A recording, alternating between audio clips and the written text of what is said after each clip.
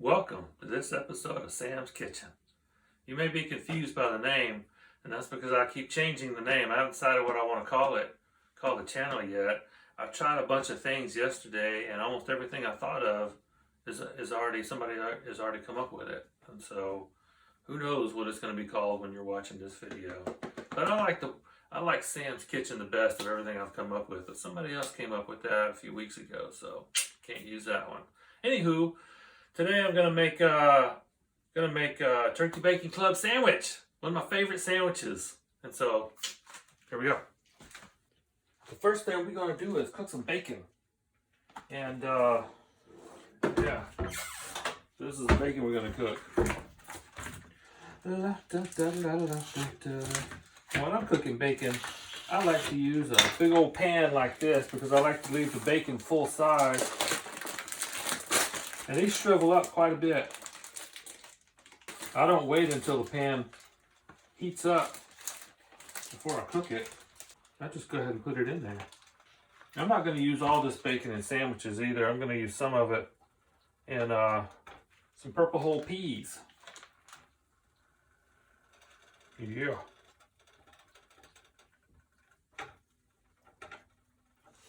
Pan's not hot yet, so I can stick my hands in there. Look at that, it's already starting to heat up. One thing I've never tried before is cooking chicken fried steak in the grease that's left over from the bacon. I want to try that one of these days. Maybe I'll make a video about it. I was thinking maybe instead of this channel being like a how-to thing, that I would just do it like a build-along kind of thing. You know, you just follow me along. I'm not really teaching, I'm just doing it in front of you. Maybe it'll work and maybe it won't. I'll have more material because I won't be limited to cooking dishes that I already know how to do. I can experiment right in front of you. Look at it go.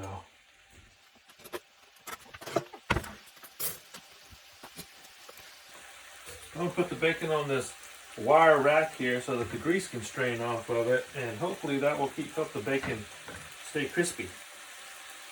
Because I like my sandwiches to be a little bit crispy.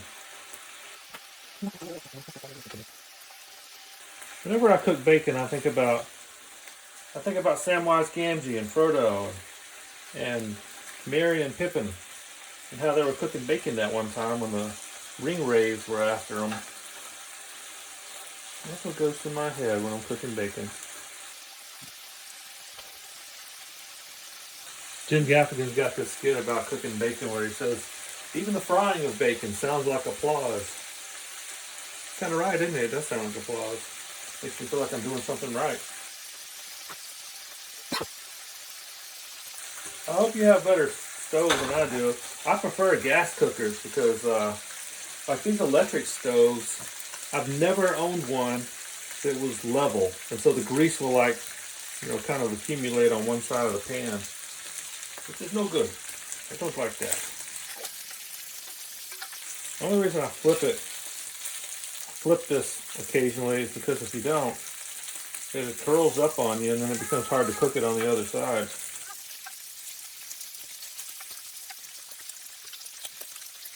So how do you know when your bacon is done? Well, I don't know. I guess as soon as it starts looking like bacon's supposed to look. I just go by the way it looks. I'd rather it be overdone than underdone, though. I saw this video on YouTube one time where they were doing surgery on some woman who they thought had a brain tumor, but when they opened her up, it turned out to be a worm. And supposedly she got that worm from eating undercooked pig. And so ever since I saw that video, I'm very reluctant to eat pig at all. But bacon tastes so good, you gotta make exceptions. You gotta take some risks. But I cook it very thoroughly. It gets pretty close. When I start getting little brown marks like that, that's when I know I'm getting close. It's a little bit tastier if you don't burn it. But if you do burn it, it's a little bit crispier. And I like crispy. So it's a balancing act. Do I want to burn it or do I want to taste it? Do I like the texture or do I like the flavor? I don't know. I like them both. So I try to strike a balance. Now I know what you're thinking. You're thinking, well, they got these feet on the bottom of the oven. You can turn those feet and you can like level out the oven. But the problem is if I level out one burner, then the other burner will be out of level. So there's no point. I'm going to try to get this one a little bit more in the grease over here. This one's pretty close to being finished. So is that one. So is that one. So is that one. Okay, I guess they're pretty much finished. They don't seem all that crunchy. Hopefully they'll, when they cool off, they'll get a little crunchier. Now I can put the rest of the bacon in there. Let's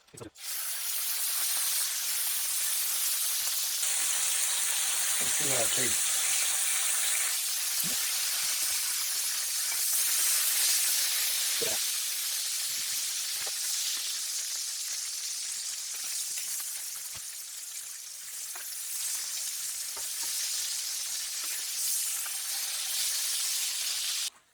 Yesterday when I made the Frito salad, this is the size of lettuce that I should have gotten. I would have cut this in half and used half of it because I had a small head of lettuce yesterday.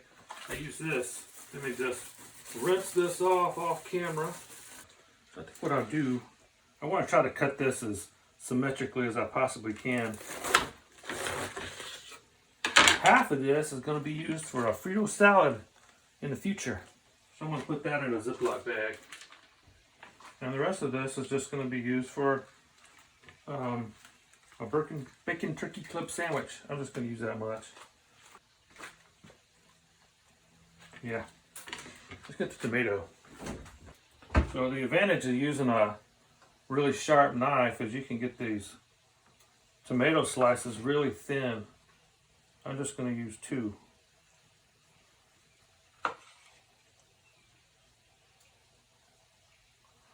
Sharp knife just glides right through there.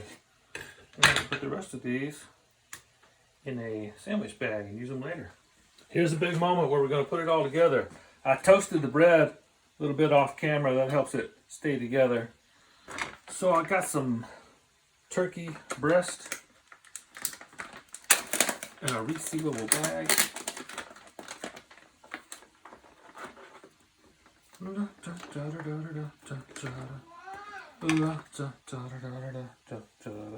Kind of hard to get this apart.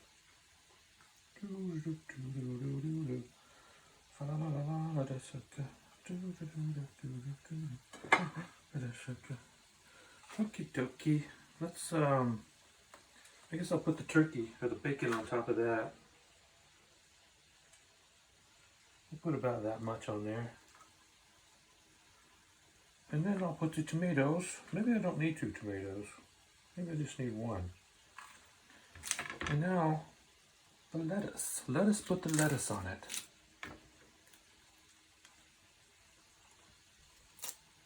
Try to get it roughly the size of a sandwich. Yeah, there we go. And now mustard.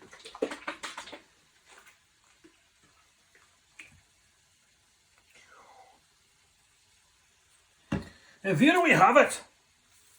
A bacon turkey club sandwich. I'm going to take a photograph of that so I can use it as the thumbnail. And then I'll eat it in front of you. And here it is.